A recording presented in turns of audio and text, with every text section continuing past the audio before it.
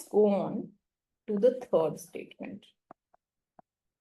So true false are, you may find them difficult, but I find them one of the most easiest thing to score 15 marks if you are very thorough with the statements. Okay. Let's come ahead. So it says OLS, estimate of slope coefficient of regressing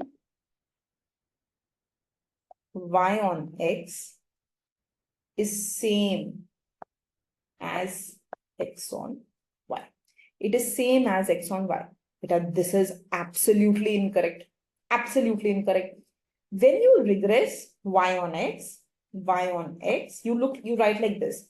Y is equal to b1 plus b2x plus uy. Now this b2, this is written as byx.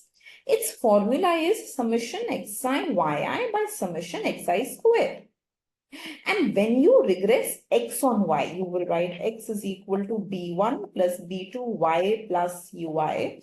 Here, the formula, this is written as bxy, and its formula is summation xi yi by summation yi square. So even if you go ahead and you look at their formulas, the formulas itself are different, right? So because the formula is different, we can go ahead and simply say that this is a false statement.